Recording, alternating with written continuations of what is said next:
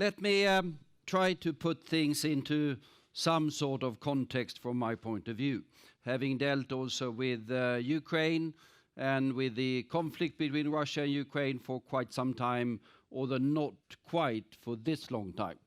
This particular person is one of the recent favorites of Mr. Putin, which he speaks about quite a lot. It is Vladimir the Great. Vladimir the Great was, some time ago, is of course the man who brought Christianity to the Eastern Slavic world. His name is Vladimir, popularly. This is the statue of him that you find overlooking the Dnieper in Kiev. But his proper name was actually Valdemar. And I would say, although we don't know, that the language that he spoke with his mother, today we would classify as Icelandic.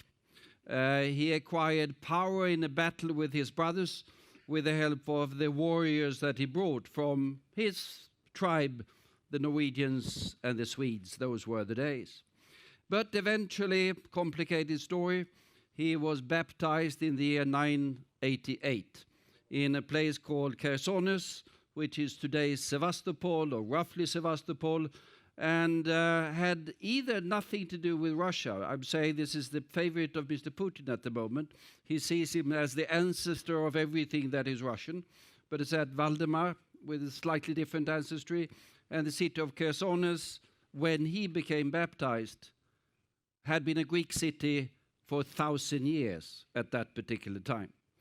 But this only by saying that there are very deep, there are complicated historical roots that resonate very deeply in the politics of Russia and in the politics of Ukraine. The common roots that are there, which started in Kiev, it started with the Kiev in Russia, and then later, of course, changed.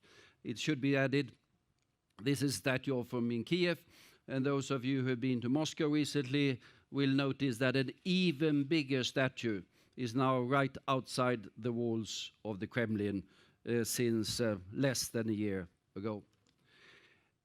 It is worth reminding audience in the West that the history of Ukraine is very different from the history of Russia, from that Russia that takes its origin in Moscow or in Muscovy.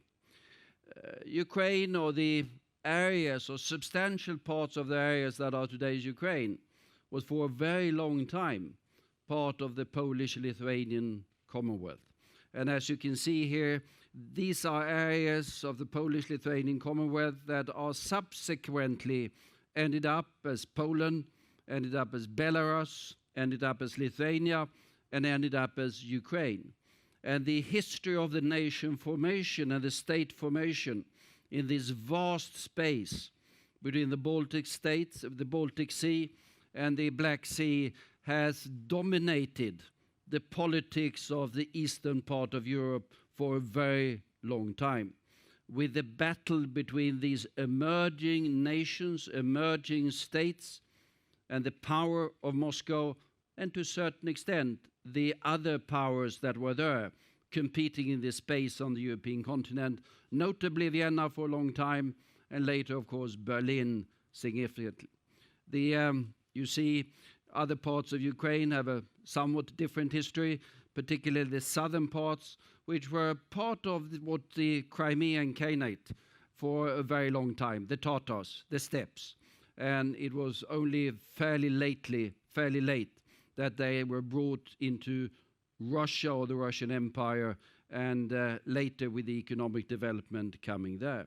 But this explains, to a large extent, the cultural divide that is still there between an outlook that you can find in Moscow and an outlook that you can find in Kiev. And by the way, even if you go to the Soviet Museum, that is to a certain extent Belarus, you can sense that it's a culture and a background that is different from what you find in Moscow. The defining issue of the modern age is, of course, the breakup of the Soviet Union. And I would argue that the dispute that we are dealing with today and a lot of issues that we have been dealing with during the last few years are still part of the breakup process of the rather integrated thing that was the Soviet Union, and prior to that, the Tsarist Russian Empire that encompassed part or significant parts of this particular area. So back to then the early 1990s and the breakup of the Soviet Union. When we look at the breakup of the Soviet Union from the Nordic perspective, we were very much preoccupied, of course, with the Baltic states. We were preoccupied with the reunification of Germany.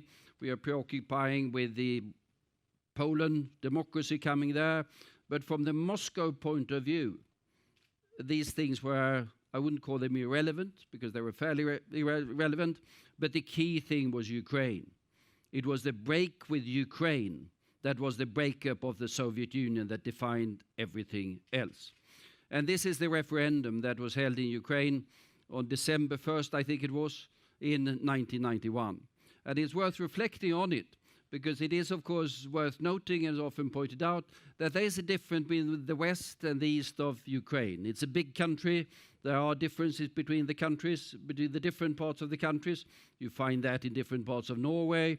You find that in different parts of Sweden. You find that in different parts of Germany. And you certainly find it in Ukraine. But the support for independence was very strong, even in the easternmost parts, even Crimea, and I would say even Sevastopol, which is a fairly Russian place, both in terms of population, in terms of history, voted overwhelmingly for independence in December of 1991. That led to the famous accord in the woods outside of Minsk, when the leaders of Russian Federation, Mr. Yeltsin, the leader of Belarus, and with the president then of Ukraine, signed an agreement, and Gorbachev was still president of the Soviet Union. The Soviet Union survived only 2 weeks when that particular agreement had been signed. That was the end of the Soviet Union, and that was the end of the Russian Empire. But things are difficult. When things have been integrated for a very long time, it takes time to break up, break apart, and make the new settlements. And we are dealing here with the gas issues, but there are endless issues that are complicated. I'm just having this as one of the examples of the effects of an integrated Soviet economy with significant high-tech parts of the Soviet economy being in Ukraine. This is a company called Stitch, I think you pronounce it, roughly something like that, which is the #1 producer, or was the #1 producer of gas turbines in the Soviet Union, primarily for aircrafts and primarily for helicopters, doing very good stuff. And as it was in the Soviet Union, there was a sole producer. This means that up until this day, Russia has enormous difficulties with managing without the products of this particular enterprise. And I can take X numbers of others example. The Russian naval shipbuilding program is significantly behind because the big diesel engines were made in Soviet days in Ukraine, and they can't really replace them. There are also sanctions. They can't build naval units of a certain size because they were built at the dockyards that are today part of Ukraine. It is obvious that this has led to a series of conflicts, difficulties, disputes that we are dealing with, and where the gas issues is, of course, the most controversial, the most intrusive in a number of ways. These are two individuals that you might have heard of or might have seen. Mr. Yanukovych, a politician, started, as a matter of fact, as a small-scale criminal in Donetsk, and you have to start somewhere in politics, and work himself out in that very particular political environment that is Eastern Ukraine. And the other personality here is, of course, Yulia Tymoshenko, very talented politician, has to be said. She has a talent for populism that is unrivaled, I would say, and has developed a certain, over years, charisma that is fairly obvious. The battle between these two is very much a history of these particular contracts. It goes back, of course, to 2004, the Orange Revolution, or the election in 2004, where Mr. Yanukovych, supported by Mr. Putin, thought that he had won that particular election. He hadn't. And there was the Orange Revolution. There was heavy European efforts to try to settle it. It was a new election under somewhat more fair conditions. Mr. Yanukovych lost, and there was the coalition between the then President Tymoshenko and Yulia that took over. Later, of course, things went somewhat differently, and then we enter into the real story of the gas contracts. The contract in 2009, which has been alluded to, is an issue that I've been forced to deal with quite extensively, but then primarily, of course, from the political point of view. Mr. Yanukovych returned as president of Ukraine in 2010. He had, at that time, by the way, we had already started negotiations on an association agreement between the European Union and Ukraine that had been started in 2007, those particular negotiations. Mr. Yanukovych was initially somewhat hesitant what to do. These were not really his issues, to put it mildly. He had other issues that he was more focused about. But eventually you can say that his policies as president was, yes, continue the European course. I think he was driven to a very large extent, I would say, by the interest of what I call the Red Directress. The party of regions that he represented was a lot of the ex-Soviet industries and the leaders of the ex-Soviet industries, and they saw the European markets as their future and the Russians as their competitors. So they were driving a European direction, not from an ideological, but from a self-interest economic point of view. And that made Mr. Yanukovych, who's not necessarily the most convinced Europeans in terms of values and principles and things like that, to continue that particular course. But then he had some more private economic interests, building his own empire, one of the most corrupt creatures that we've seen on the European continent for a very long time. And that also meant that his economic policies were in complete disarray. Complete disarray. That led to, this combination led to the profound crisis and inside Ukraine. Add to that the fact that Mr. Putin returned as president of Russia again. There had been the Medvedev interlude. He returned in 2012. And Mr. Putin then suddenly had a project. And the project of Mr. Putin was the Eurasian Union and the Customs Union. And with due respect to Kazakhstan and with due respect to Belarus, without Ukraine, it wouldn't be very much. And Mr. Putin understood that. So from the summer of 2013 onwards, the trust of the policies of Russia was to force Ukraine off the European approach and take it back in some sort of fold under Moscow as part of building the Eurasian Union. And Mr. Yanukovych was a fairly easy prey in this particular respect, because he was running enormous deficits.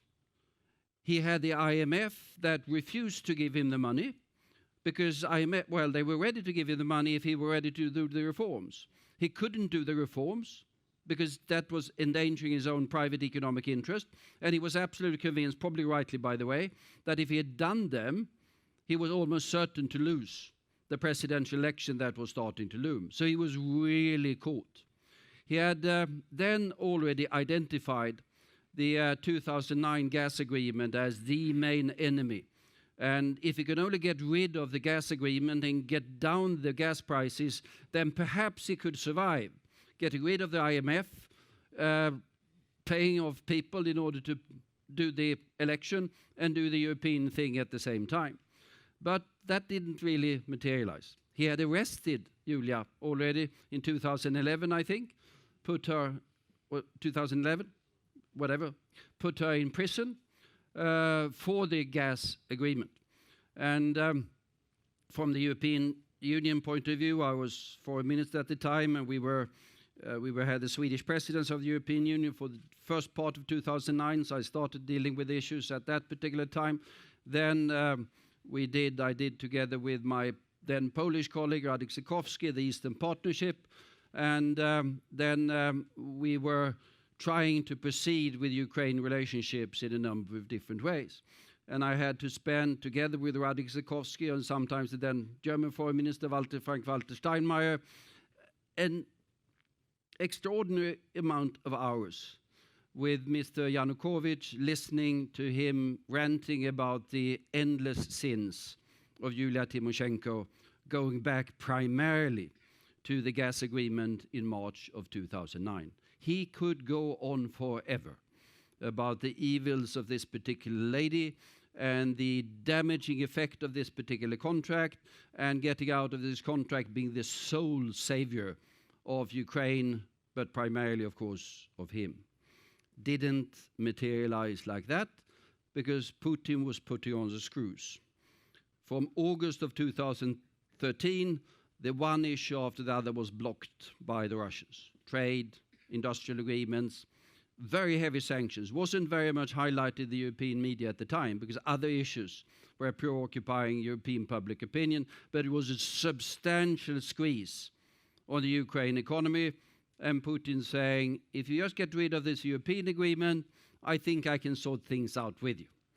So Yanukovych was forced to defer the European agreement and go to Moscow and negotiate some sort of, not changes in the gas agreement, but sort of temporary arrangements that he could, by quarterly peer reviews, I think, he could get a rebate. And in addition to that, short-term financing for the Ukrainian economy to avoid the immediate collapse, but at the price, at conditions that were extremely bad. But Yanukovych was then in a game for desperate survival, and nothing more than that. Well, we know roughly what happened with that. That was the previous picture, sort of the ongoing negotiations that we've had for a long time then. As said, we had negotiated from 2007, the agreement with Ukraine. We concluded negotiations early 2012. It's a 2,000 pages agreement. And it was supposed to be signed in the first days of December of 2013 at a summit in Vilnius. But it was then Yanukovych, under pressure from Moscow, had to back off temporarily, because that was then the #1 foreign policy priority of the Russian Federation, to prevent this from happening. Well, Maidan followed. I vividly remember, by the way, at the Vilnius summit, when we were in some sort of, I have a congress hall in the outskirts of Vilnius, and all of the leaders were there, and a lot of focus was on this particular issue. And I vividly remember standing at the end of the meeting, I was standing with the president of Lithuania and a couple of others, and Mr. Yanukovych was leaving the hall, and it would have been sort of fairly natural of him to say goodbye to us, because we were standing there, we could hardly be avoided. And you can see the man leaving the hall dead scared, because he knew that he was going to back to Kiev. That was going to be different. It was going to be, however, very much more different than I think he had envisaged, because it exploded in Maidan. And without going into all of the details of what happened in the months when he tried to get rid of it, at the end of the day, 100 persons were killed in the streets in his final attempt to clamp down. And that led, of course, to the complete collapse of the regime. The final days, there was an agreement negotiated with between the Europeans and Mr. Yanukovych, and with the semi-agreement of the Maidan, to have a presidential elections by December of 2014. But before the end of that particular day, President Yanukovych took the assets that he could take, physical, in helicopters and departed his position and departed Kiev, afraid of what's going to happen. And then, of course, panic set in the Kremlin, and Mr. Putin started the sequence of events that we are aware of. We saw immediately, or a week later, I think we are talking about, 10 days later, we saw the appearance of the small green men. These are the small green men outside the parliament building in Simferopol in Ukraine, in Crimea, early in the morning of February the, forget the dates, I think 27th, very early in the morning. We had Russian special forces entering the parliament building of Crimea, and within a couple of hours unseated the elected leadership of Crimea, instated a new guy who I think had gotten less than 2% in the last Crimean elections, and then they proceeded with sort of blockading the by then thoroughly confused Ukrainian troops, and with the help of these particular green men coming from Russia and some Ukrainians, has to be said, of the Ukrainian special forces that had been part of the Yanukovych outfit, they eventually, of course, took over, as we know, Crimea.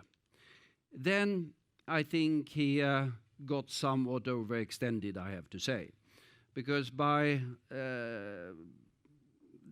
he had the enthusiasm of annexing Crimea.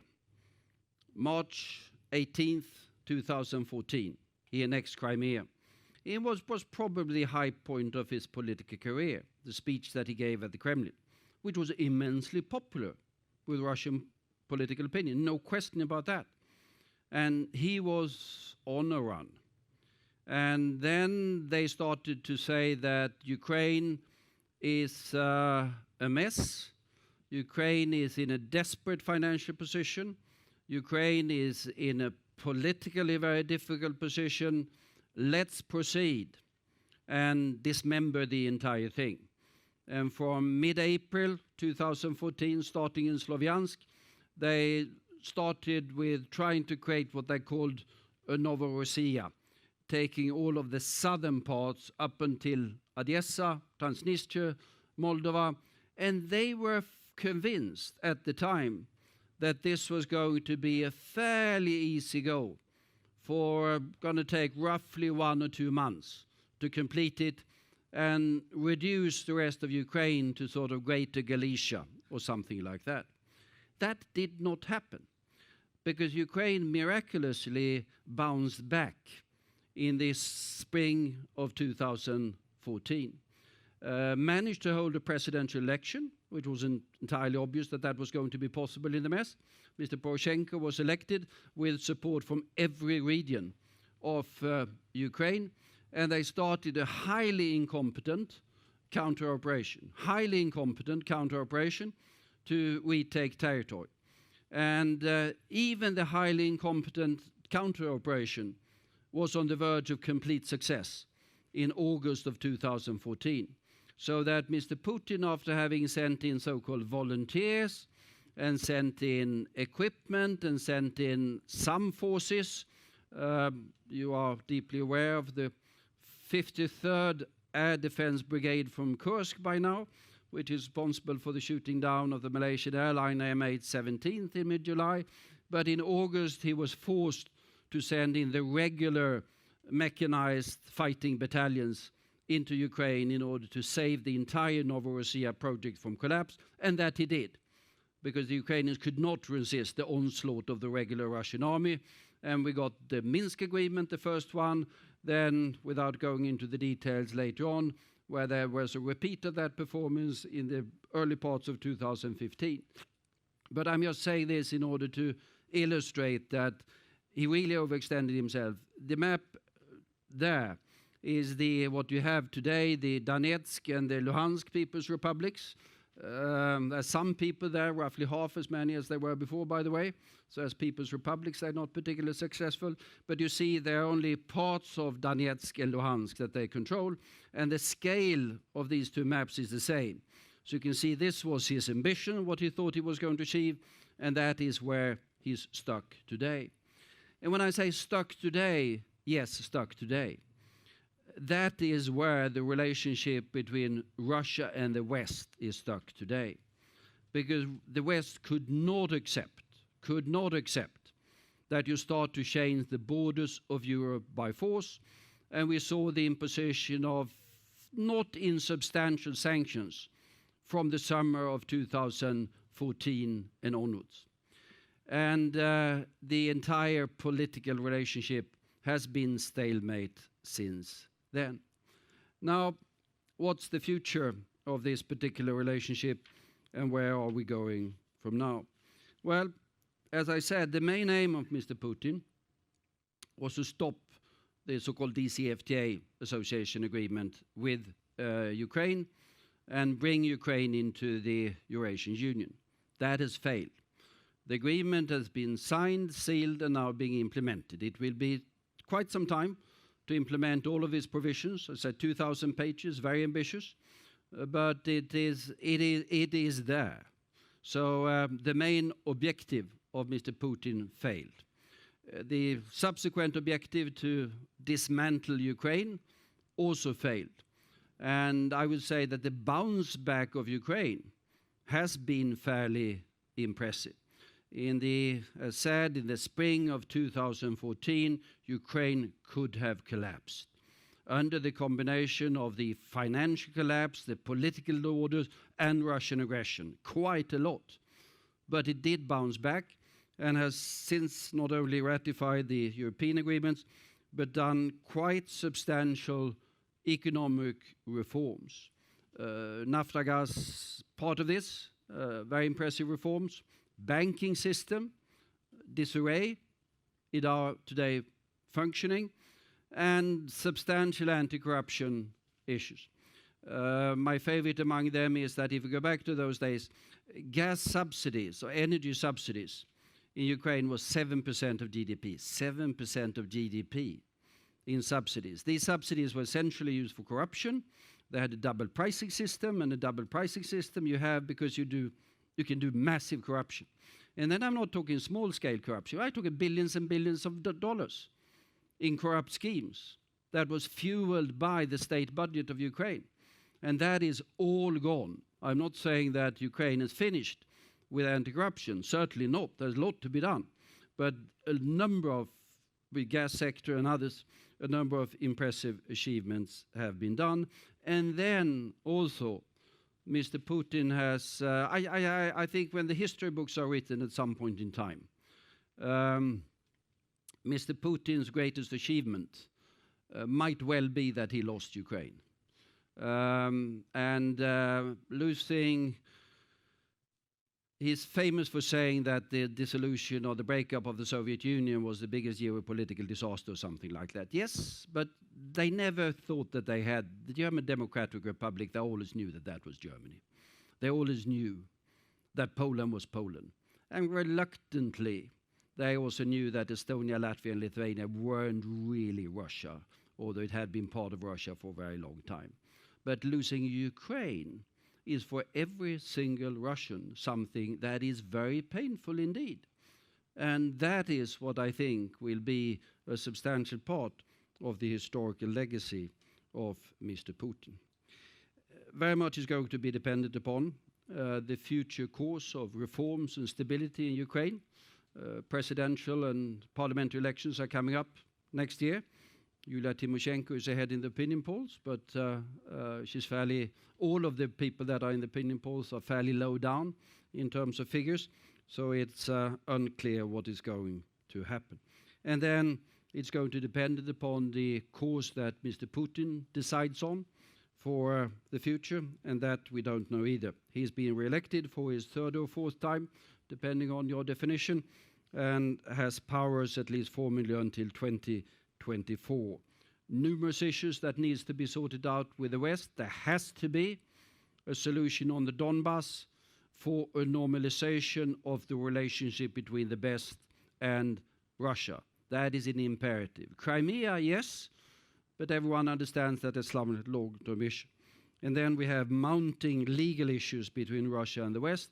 And I'm not going to go into the one that we are dealing with here, but just mention there May 17 issues, where we have now Dutch criminal proceedings.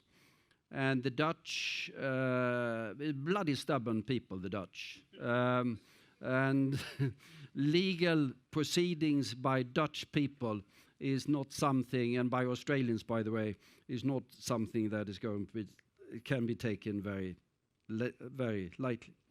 Ending just by agree with Mr. Kobolyev, who said something which I think is fairly fundamental. I'm among the things I do, I'm one of the chairs of an organization, European Council on Foreign Relations, and we issued a fairly extensive paper the other day, which is the EU-Russia power audit with the relationship between the EU and Russia in different fields, and written by a very talented Estonian on our staff. And her conclusion is, which I agree with, that the issue that we have with Russia is a normative conflict. Is a normative conflict that will play out for quite some time. Because there is, and then I go back to Vladimir and the Lithuanian-Polish Commonwealth and the Mongols and whatever, there's a different way of looking at things. There's a different way in which we Europeans, Norwegians or Germans or Swedes or Ukrainians also increasingly look at norms and laws and rules to be followed. And the Kremlin outlook that has been shaped by history in a different way. You can explain it and you can understand it when you know the history, but it's something that is different from what we have. And this normative conflict is there in the one area after the other.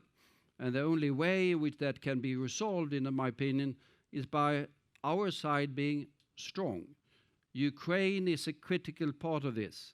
And if that succeeds and if it is proceeding along these lines, sooner or later probably rather than sooner, these norms will also be the norms of Russia. And we'll be looking forward to Europe where we will have completed the breakup of the Soviet Union. Where we will have completed also the normative unification of Europe. But we are not there yet. We have to understand the significance of the issues, and it's a long-term normative battle playing out in all sorts of different arenas. Thank you.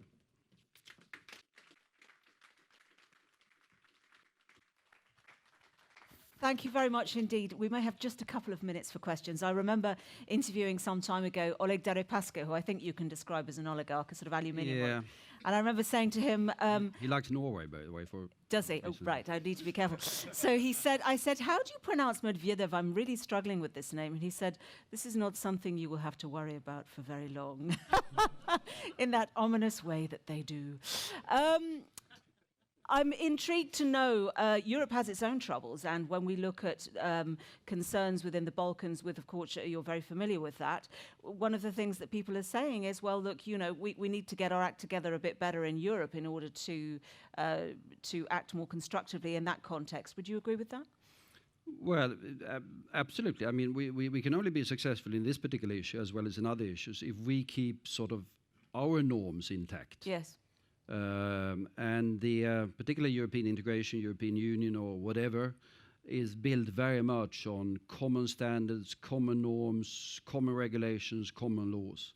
And it's by strengthening adherence to those that we sort of can overcome the different issues that we have and also be successful versus external actors, Russia being among them. Yes, and I'm thinking about what's happening in Britain and also watching Italy as well. Is that disruptive to our cause? Well, the Brits mess things up. Well, I do. Sorry. No, yes, it is disruptive. Of course, losing Britain is going to be quite something. And but what we are seeing in the British case, by the way, is how integrated we are. I mean, the divorce proceedings are very painful. Yep. And they encountered the one issue after the other that we weren't aware. My favorite, without going into all the Brexit details, is I wasn't aware of the fact, and I've been dealing quite extensively with European affairs, I wasn't aware that we had passports for dogs and cats in Europe. Do you know that? Well, as a Brit, yes, I was aware. Yeah, you were aware of it. And I wasn't, but we do have that. so people can travel with their sort of dog, with their pets. France for the day, they do, yeah. To France We're or quite a wherever they sad want. nation of people. Yeah, but now, of course, that's not going to be possible. No. So we have to negotiate a dogs and cats passport agreement with the United Kingdom, and the United Kingdom will have to set up a dogs and cats passports authority, which we will have to be recognizing from the European Union point of view. This is perfectly possible, but it's time-consuming, it is bloody bureaucratic, it is expensive and profoundly unnecessary. But you find this from, to take the more complicated aviation regulation, rules for aircrafts, nuclear safety issues, the amount of issues that we have to... So, but you're drawing encouragement from that, because what you're saying is Europe is very integrated, and therefore we don't realise how... I think Brexit is essentially a very damaging thing for everyone concerned, but it has been good at illustrating how dependent we are each other, that the divorce is a very complicated and painful process. I'm not going to go into the Norwegian debate, because Swedes shouldn't do that too much. But of course, Norway has sorted out its own issues by being a rules taker, without being part of deciding on the rules. I mean, sometimes I say it's a satellite relationship, in the sense that all of the European rules applies in Norway, with some exceptions. The food and agriculture sector is outside of it, but everything else is essentially inside of the European Union. But one has done that by sort of sacrificing its own influence over these particular things. It suits the shape of its economy, though, I think. Sorry? It suits the shape of the Norwegian economy better, maybe. Yeah. That's a long debate, and I don't feel like getting into it. But any questions from the audience? We've stunned them into silence. Yes, I apologise. What's your name, please? Where are you from? My name is Vyacheslav Yatsuk. I'm ambassador of Ukraine to Norway. Just echoing Mr. Bildt, very interesting presentation. I would like to remind one interesting case. In 2014, when Mr. Putin visited Khersones, he was trying to glorify Khersones as a new cradle of the Russian world, and Carl Bildt made a very pertinent remark.